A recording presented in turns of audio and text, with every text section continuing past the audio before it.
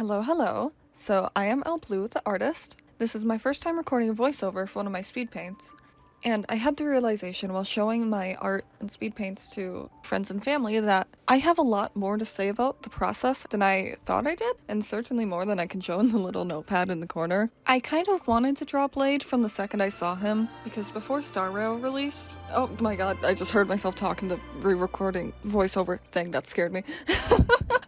Before Star Rail even released, I thought I really wanted to draw Blade, or at least, pull him, because I thought he was really pretty. Whenever I would play him and his follow-up attack would proc, I always thought, wow, he looks so pretty, I really want to draw him. And after that happening 20 or so times, I finally did. My main inspiration was the follow-up attack, but there was one specific frame, which I am now showing on screen, that I thought was really pretty. So that was my main reference for the entire piece, or at least the concept of it. My sketching and line art process actually went pretty smoothly.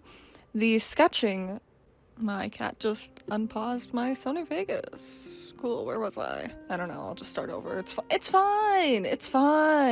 Oh, I was like here. I had a really hard time with the neck in comparison to the shoulders, which isn't too surprising, because in the original reference image, it wasn't very proportionate, so it actually took me a good while to get it right. I think I finally got it to look pretty good though, but I do end up changing it later on in the drawing, and I'll point it out when I do. The left side of the hair, and just for reference, when I say left or right, I say it as we are viewing it as the viewer, I had a really hard time with, and I ended up redoing it entirely, but I think it actually turned out pretty good overall.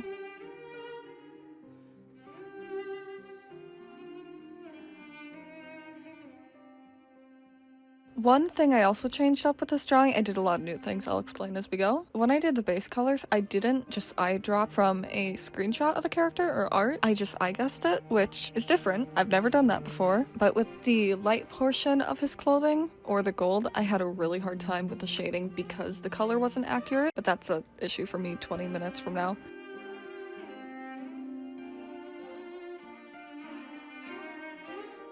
One thing I did differently in this drawing compared to my others is whenever I would shade before, I would reference old files of my previous drawings and go layer by layer and reference whatever technique I used. For the first time with this drawing, I didn't do that. I just went off of memory and what I thought looked right, which I think held me back less in comparison to what I had previously done.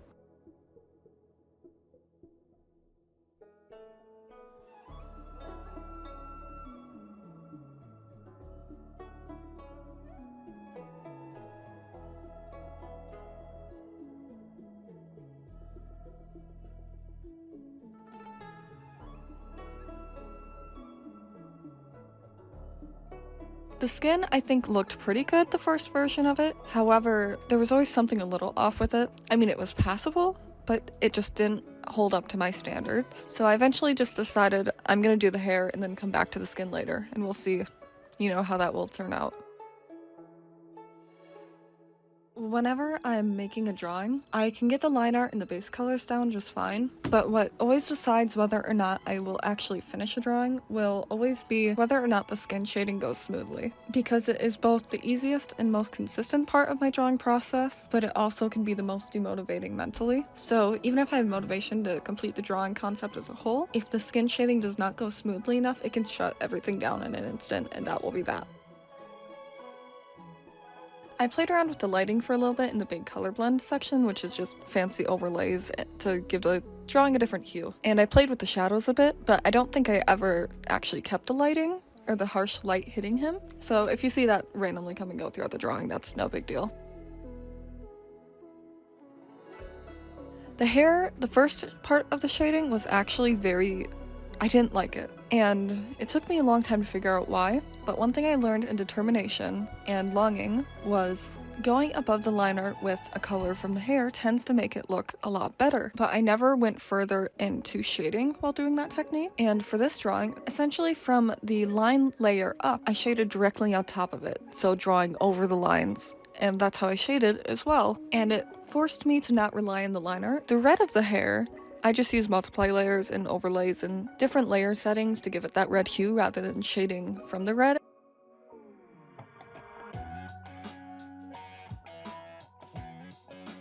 After I did the hair and it turned out to be one of the best hairs I've ever done, I thought the skin wasn't up to quality, so I messed around with it for a little bit. While looking at references, I decided to take what I learned from the hair and say screw the line art, I'm just gonna draw directly on top of it, which is what I did. So I found a good ear reference and just tried to do something I had never done. One thing that pushed me out of my comfort zone and made me improve with this was when I posted Tranquility, my Kokomi piece, I got some comments saying her face looked tacky, or it was too porcelain, or that her supposed to be having a feminine face looked masculine. And it really bothered and hurt me at the time, but I ended up taking that and learning from it with persistence in giving more definition to the face, trying to get of more definite masculine versus feminine features, making sure the skin wasn't way too bright than it should have been. I really tried to take my pain and annoyance with people nitpicking my art and turning it into I'm actually gonna grow from this and learn from my mistakes. And that's something I've tried to get better at over time. I also tried something different with the nose and the nose bridge for once, being that rather than just having the light hitting the nose, I actually brought the line up from the nose bridge, curved from the eye to actually give it that definition and look of a 3D shape. One thing I hadn't mentioned yet, but since we're at a bit of a slow area, I can bring it up. But one thing I'm confident in and that I know I can do well is I know how to make characters look pretty. And a lot of this piece was learning how to, for example, creating the definition of shape on the lips. Before I had tried to do color and it just never looked right on masculine characters. Even on feminine characters, I still don't have an easy time doing it. But one thing I learned during Flustered was I really want to give the definition that the lip is actually there, that it's actually a 3D thing without having to rely on color. And one thing I did for the first time in this was actually draw the shadow of the top of the lip underneath it. I had never been able to do that before and get it to look right, so that was very exciting. I also was very confident while doing the entirety of the face, which I think really showed through the art. Because if you're unconfident in your line strokes or your technique, it usually does cross over to your art. Now for rendering the blood on the face, it was kind of fun in a way because it brought back memories of me as a 12-year-old drawing my poor OCs wounded all the time. So I got to rely on my knowledge I had from back then and also improve on it by actually learning what blood looks like. I didn't want it to be too gore-y with its presentation, but I really wanted to give it that definition and make it look real. I actually added too much at one point. I had to move the scratch on the cheek up a little bit and farther away so you can't see it as much. I do have a version of the drawing without the blood, but it actually looks way too empty without it, and you can see me toggle it off a few times to see, but I don't think I ever saved that version of the drawing, so this is the only one. Oh, I completely forgot to add as well, I always thought his hair looked like it was soaked with blood, so I added some smears from his hair on his face as well.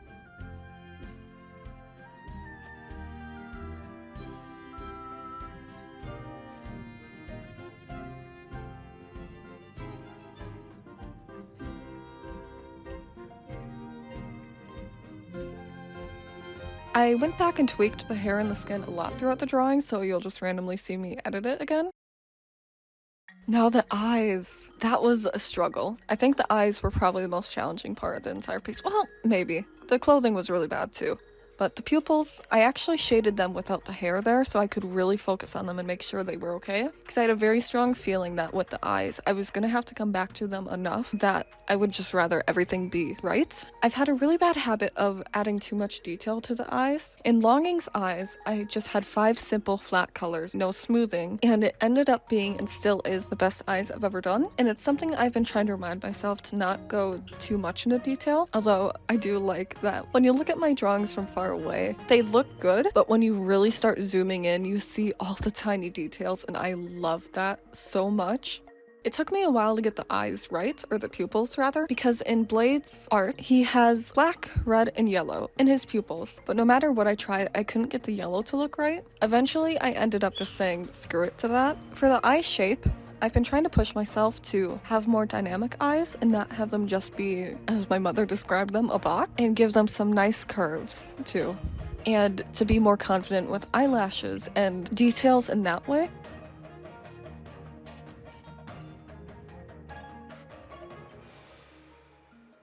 For anyone who probably doesn't know, because I don't know if I've ever said this, I'm actually entirely self-taught with my art. I've been practicing for over 5 years now. I think this is the 6th or 7th year. I've never taken any formal art class other than those of which that were part of school. So a lot of this, my learning process for art is finding pictures on Pinterest of any art that I think looks cool. And my process for learning tips in art is finding references of either shading or just something I like in a piece and figuring out how to replicate that in my own style. Not even looking at layers or process of how they're doing, just the final image. And it makes me learn how to do things my own way.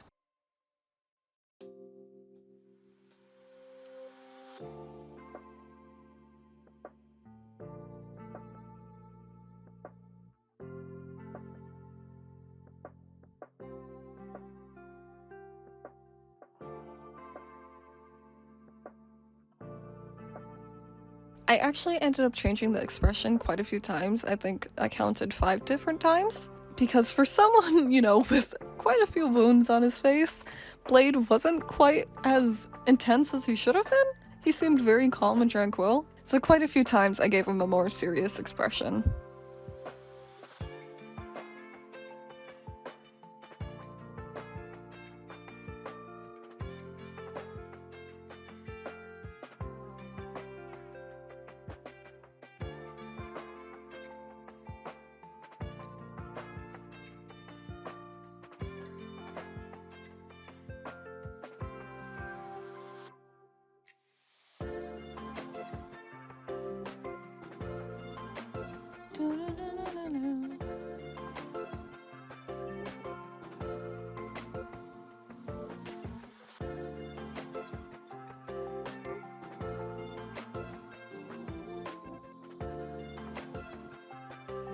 I went back and added definition to the neck quite a few different times. This is the first of 2.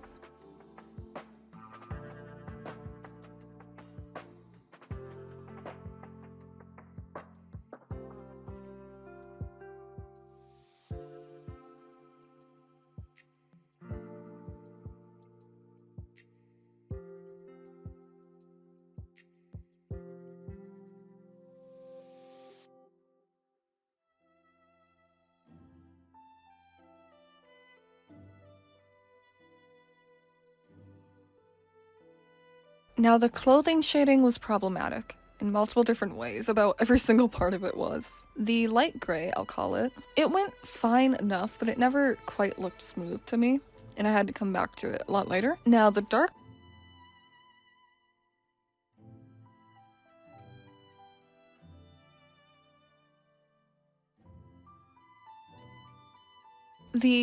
dark areas of the clothing, such as the neck and the shoulders, they went okay, but I wasn't happiest with them as I could have been. Now, the black metal belt thing surrounding the light gray, I had a very hard time getting that to look right, and I couldn't figure out why. It took me a while, and actually me talking with my mom to figure it out, which I'll explain in a few minutes. But as well, the purple pattern on the left shoulder, it looked off and I couldn't figure out why. Now, whenever I have a hard time with the drawing, I ask my mother for her advice. She usually can pick up on things that I cannot, because I'll be staring at a drawing for 15 hours, and flipping the canvas doesn't really work because of how often I do it. And my wonderful mother, she always has the best advice, and always can pinpoint exactly what it is that is wrong. Things I would have never even thought of. By the way, I love you, Mom. You're the best.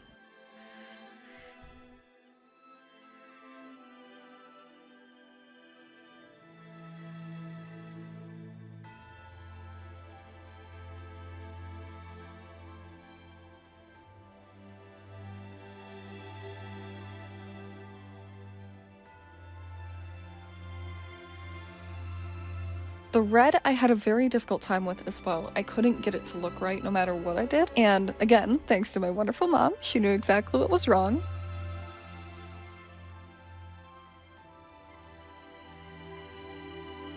One nitpick my mom had a few times too was that the white portion of the right eye, there was too much of it, essentially.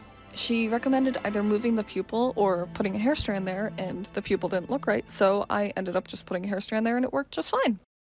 One thing I realized as well was that the head was too big, which meant I had to move the entirety of the shoulders and try to figure out how to sort that out in the layers. I ended up making the right shoulder a flat image and making it bigger, and then duplicating the folder that had the black shading before and separating the neck from one of them and then the purple shoulder from the other so that I could just size up the purple shoulder and keep the layers.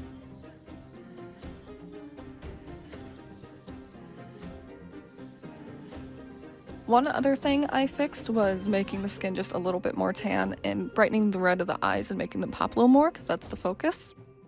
Now, having been able to return to the drawing, fixing the few things that were bothering me, I was able to get the red to look perfect the first time and give it that 3D dimension I wanted. One issue I had when I was drawing the belt again was on my laptop it would have these beautiful hues, but on any other screen it would be pitch black. I actually have a comparison that is currently on screen as well. So I decided to put that off and fix it in a little bit when I returned to it after fixing what it was with the eyes. Again, I don't know what I was changing, I think I was changing the expression.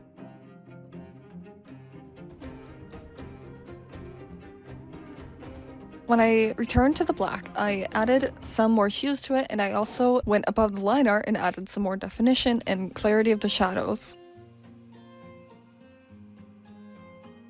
Now when I did the lights, I had a really big issue with getting the color right and the initial shading color right. I actually ended up opening a screenshot of Blade in another window and just screen grabbing the color from there, which ended up working out alright enough, but I think I ended up changing it another few times anyway. It was actually very difficult to get the colors right for that. It took a lot of messing around with, because no matter what I did, I couldn't get it to look quite right. I had to quickly add the strings holding the buttons so that I knew where I was shading from, but I finished them later.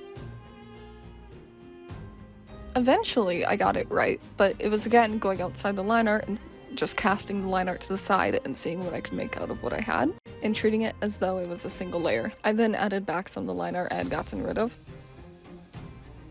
I also tweaked the purple a little bit while I was there.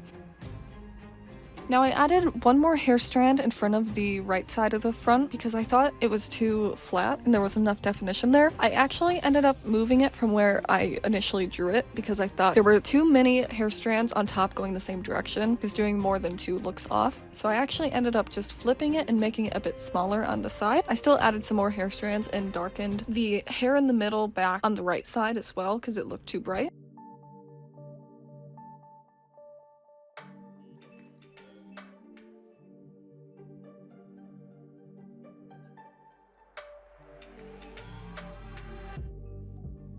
Added more hair strands, definition on the hair, and I edited the eyes and expression once more. Are we surprised? No. I also forgot to add the underneath the hair. Now I decided to take a break from shading to play with the lights and the shadows a little bit. I loved that blue hue on the shadow on the side of the face, but in a way it felt too heavy, but without it there it felt too light.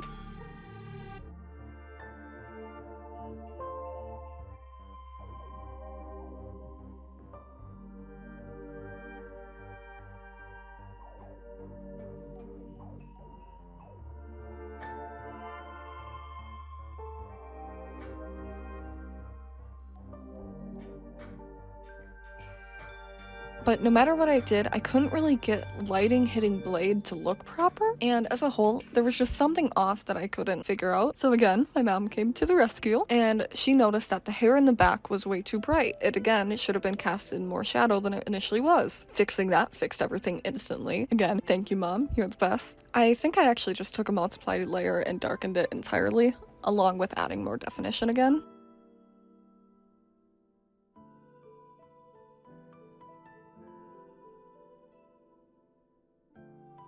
I actually didn't end up shading the purple shoulder anymore, surprisingly. I wasn't sure if it was good, but since I had finished shading everything else, it actually looked just fine, so it probably was more of a case of me being more sensitive.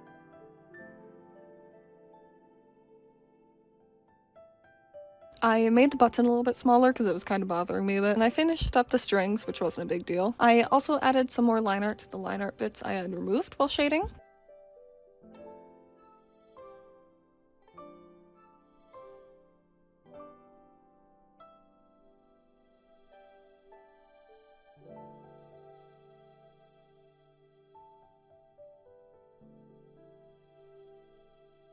What I'm doing when I zoom out and turn everything to black and white is I'm checking for contrast between areas. If a part looks too hard to define that zoomed out, then for people who may have vision impairment of any kind, it'll be harder for them to see. I'm now fixing the neck again to match the shading of the gold and the light. I'm now beginning to go through my checklist and add final lighting, final touches. I edited the lighting on the hair a little bit more. Now I'm about to go through and just fix any dots or mistakes, my final chance to really just fix things with this drawing. And I added my small hair strands, I usually did too. And thanks to the suggestion of my wonderful friend Raven, I added some backlighting behind the hair to give it some more definition, and I also did that on the shoulder a little bit earlier too.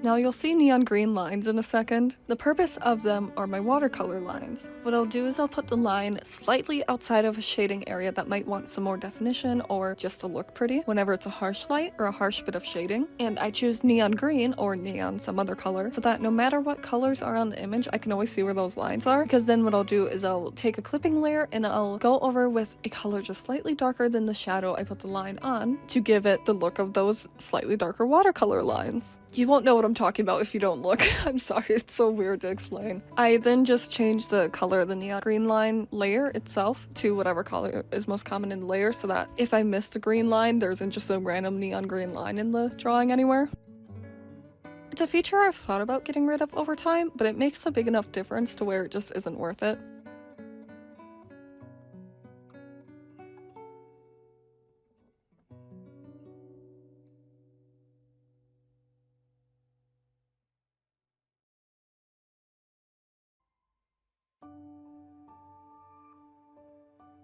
For the very far background, I ended up just shading it out with a little bit of watercolor shading and just smoothing it. I think it added some hatching as well. For the effects on top, I actually downloaded a few different brushes for the sparks of flame. You'll find any that might look good when they're turned into red and then motion blurred to give the look of they're moving and on fire. I eventually settled on, I think, a splatter brush, and I just removed the parts I didn't want. And I also kept the original ones too from my concept.